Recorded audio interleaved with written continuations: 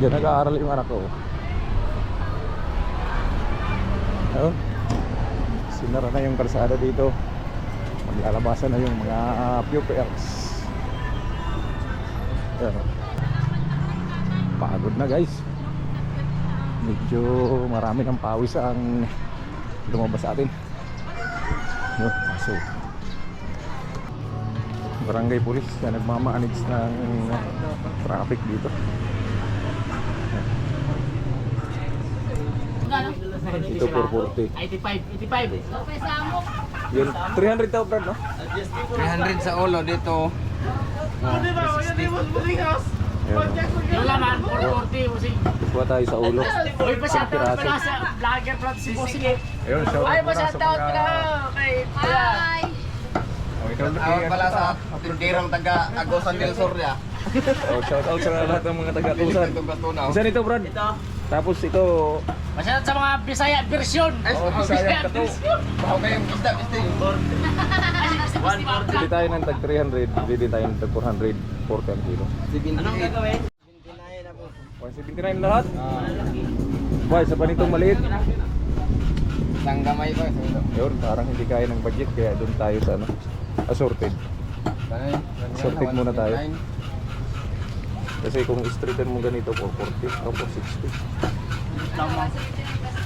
244. 244 lahat.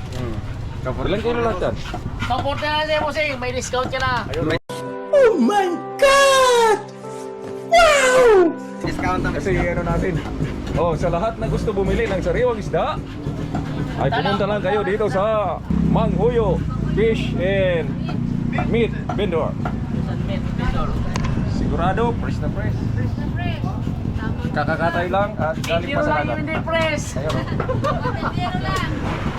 Tindiro lang yung hindi press. Yung isa namin, Yung tindiro lang sa katindira daw, hindi fresh. wala pang ligo. Wala pang ligo. Wala pang ligo. Kakagising lang. Yan, oh. Muntik pumalit, di na sana magpasok. Dahil sa scatter. Then sa scatter. scatter na liit pa. Ayan. Salamat. Thank you, thank you. Thank you, boss. Ding Channel. Ding Channel sa YouTube. Yun, bili naman tayo ng gulay dito sa ating kababayan.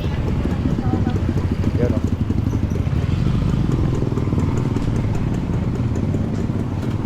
Kanong gulay? Saan si apa mo? Nagmasbati yun, di ba? Wala dito?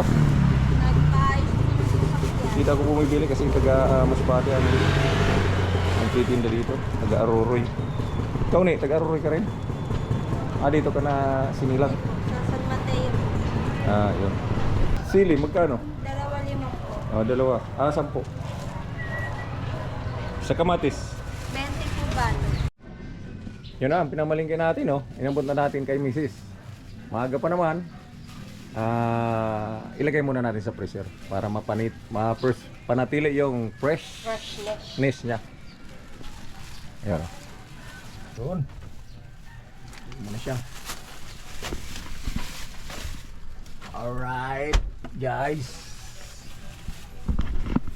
Abangan kung paano lutuin ni Mrs. ang sinabaw na tuna. Alright, let's go!